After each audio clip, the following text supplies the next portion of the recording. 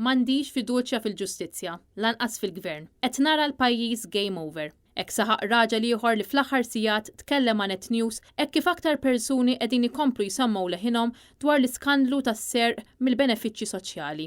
Dal-individwu li tkellem mal-ġurnalist Dione Borg u li sa ftit żmien ilu kien iqis lilu nnifsu bħala laburist kbir, spjega kif fi żmien l-elezzjoni talab lill-gvern biex jingħata ġob imma minħabba problemi ta' saħħa mentali huwa ġie rifjutat sakemm qalilhom li ma kienx ser jivvota.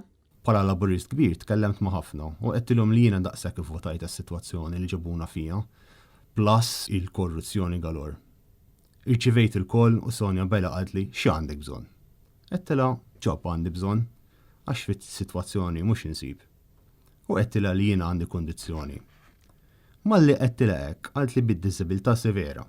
Skont il-ġurnalist Mark Camilleri, Sonja Abela hija ħaddiema fl-uffiċċju tal-Prim Ministru kif ukoll kanvażer tas-Segretarju Parlamentari Alison Zerafa Civelli, xi ħaġa li qatt ma ġiet miċħuda. Waqt it-testimonjanza li qasam dan l-istazzjon, dan ir-raġel qalilna li għalkemm hu baqa' jinsisti ma' Kastilja li l-kundizzjoni tiegħu ma taqax taħt diżabilità severa, Sonja Abela xorta baqgħet twebbes rasa li d-depressjoni u l-ansjetà li jsofri bihom jaqgħu taħt l-iskema tad-diżabilità. U kien għalhekk li huwa l-kemm ma talabx ġie offrud din il-famuża skema li jista' tinsab f'nofs kontroversja. Minkejja dan huwa xorta rrifjuta din l-offerta għaliex dak li kien qed jitlob kien ġob u mhux flus mill-benefiċċji soċjali.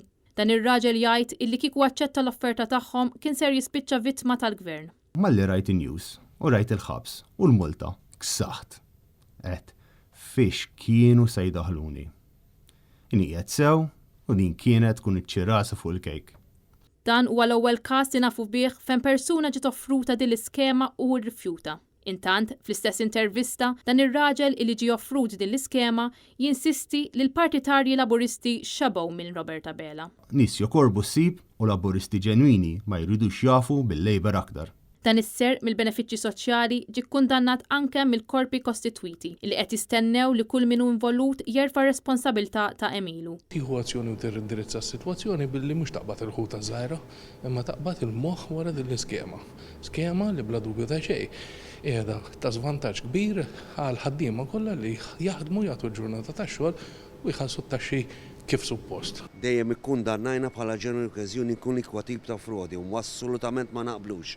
Assolutament, kull min ħadd irid iġor ir-responsabilità tiegħu. Kulħadd iħallas it-taxxi tiegħu dak li huma dovuti minn kulħadd u dejjem għadnija fuq kollox, kemm fuq business, kemm fuq organizzazzjoni, kemm fuq persuni. Qatt mu tajjeb li jkunu frudaw kemm dawn l-affarijiet u kemm affarijiet oħra. Da serq xi ħadd ħa flus li mhumiex tiegħu. Jiġifieri s-serq dejjem ħażin. Hemm ħafna nies involvuti u kulħadd irid jirfa' ir-responsabilità tiegħu. Kulħadd irid jirfa' ir-responsabilità tiegħu. Dawk huma flus li jistgħu jintużaw għal affarijiet li għandna tant bżonn nagħmlu fil-pajjiż. Bħal pereżempju l-upgrade fl-infrastruttura tagħna, it-tindif, il-manutenzjoni u ħafna affarijiet oħrajn. Il-Prim Ministru innifsu din il-ġimgħa ikkonferma li kien ilu jaf li kien hemm firem folots, ċertifikati folots u dikjarazzjonijiet folots li baqgħu għaddejjin għal sentejn sħaħ. Iżda kif juri l-fatti, il-mexxej laburista żamm kollox mistur.